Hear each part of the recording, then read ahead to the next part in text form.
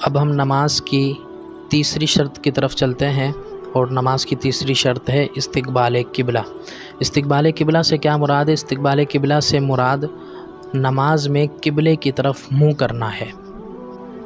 البتہ یہ یاد رہے کہ نماز میں صرف قبلے کی طرف منہ کرنا اس لیے ہے کہ اللہ رب العالمین جل وعلا کا حکم ہے کہ نماز میں جب نمازی نماز شروع کرے تو وہ اپنا منہ قبلے کی طرف رکھے۔ اس میں اگر اس نے کعبۃ اللہ شریف کی تعظیم کے لیے سجدہ کیا یا کعبے کی عبادت کی نیت سے سجدہ کیا تو اس صورت میں حکم بہت سخت ہوگا، تو اس سے بچنا چاہیے۔ نماز بھی اللہ کے لیے پڑھیں اور سجدہ بھی صرف اللہ کے لیے کریں۔ البتہ سجدہ تعظیمی ہو تو یہ سجدہ تعظیمی حرام اور گناہ کبیرہ تو ہوتا ہے، مگر یہ کفر نہیں ہوتا۔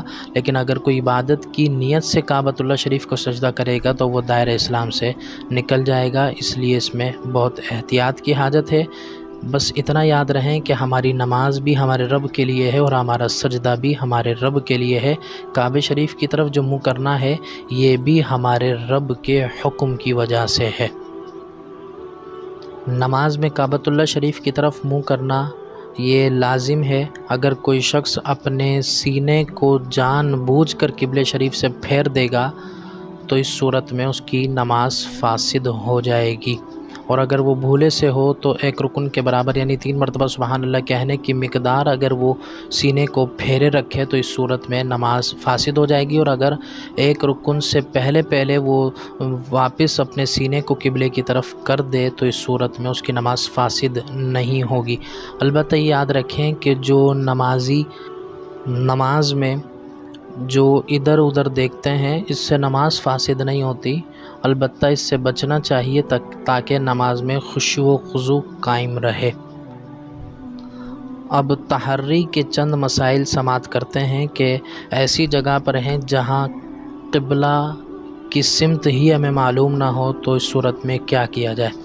اگر ایسی جگہ پر ہیں کہ جہاں قبلے کی شناخت ہی ممکن نہ ہو، نہ کوئی ایسا مسلمان ہے جو بتا دے، نہ وہاں مسجدیں محرابیں ہیں، اور نہ ہی چاند سورج اور ستارے نکلے ہوں، یا اگر نکلے تو ہوں مگر ان کا علم اسے نہیں ہو، تو اس صورت میں اب وہ تحری کرے گا، یعنی وہ سوچ و بچار کرے گا جس سمت اس کا دل جم جائے کہ اس سمت پر قبلہ شریف ہے تو اسی طرف اب وہ نماز رک کر کے نماز پڑھ لے تو اس صورت میں اس کی نماز ہو جائے گی۔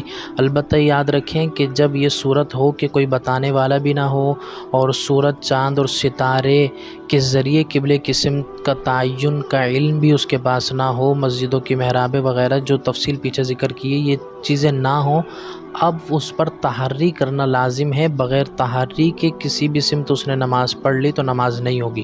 تحری کے ساتھ اگر نماز پڑھتا ہے تو اس صورت میں نماز ہو جائے گی۔ بعد میں پھر کسی نے بتایا کہ آپ نے جس سمت رخ کر کے نماز پڑھی ہے قبلہ اس سمت نہیں ہے بلکہ قبلہ شریف جو ہے اس سمت ہے، تو اس صورت میں بھی آپ کی نماز ہو چکی ہے، نماز دہرانے کی حاجت نہیں ہے۔ لیکن اگر کوئی بتانے والا موجود تھا اور آپ نے اس سے معلوم نہیں کیا اور نماز ادا کی تو یاد رکھیں کہ اگر قبلے ہی کی سمت کی طرف نماز پڑھی تو آپ کی نماز ہو جائے گی، جبکہ تحری کر کے ہی نماز پڑھی ہو اور قبلے کی سمت بھی وہی ہو۔ اور اگر آپ نے تحری کر کے نماز پڑھی اور بتانے والا موجود تھا اور بتانے والے نے بعد میں یہ بتایا کہ جس سمت آپ نے رک کر کے نماز پڑھی یہ سمت قبلہ نہیں ہے بلکہ سمت قبلہ یہ ہے، تو اس صورت میں آپ کی نماز نہیں ہوگی، اس لیے کہ اب آپ تحری کرنے کے مکلف نہیں تھے بلکہ اب آپ پر لازم تھا کہ آپ اس سے پوچھتے اور اس سمت پر جس طرف وہ گائیڈ کرتا نماز پڑھتے، مگر آپ نے اس کی موجودگی کے باوجود خود تحری کر کے نماز پڑھی اور قبلہ شریف کی سمت پر نماز نہیں پڑھی، تو اس صورت میں آپ کی نماز نہیں ہوئی۔ یہ چند مخصوص مسائل تھے جو ہم نے آج کی مختصر نشست میں سماعت کرے۔ اللہ رب العالمین سے دعا ہے کہ جو ہم نے بیان کیا اس پر عمل کرنے اور اسے آگے پہنچانے کی توفیق عطا فرمائے، اور خوب علم دین سیکھنے اور اس کو دوسروں تک پہنچانے کی ہمیں سعادت عطا فرمائے۔ اللہ رب العالمین ہمارے لیے دین سیکھنا، سکھانا اور اس پہ عمل کرنا آسان فرمائے۔ انشاءاللہ عز و جل اگلی کلاس میں نماز کی جو بقیہ 3 شرائط ہیں اس پر کلام ہوگا۔ اب ہم آپ سے اجازت چاہتے ہیں، اگر کسی بھائی کو کوئی سوال ہو تو وہ افہام القرآن اکیڈمی کے آفیشیل نمبر پر اپنا سوال سینڈ کر سکتے ہیں۔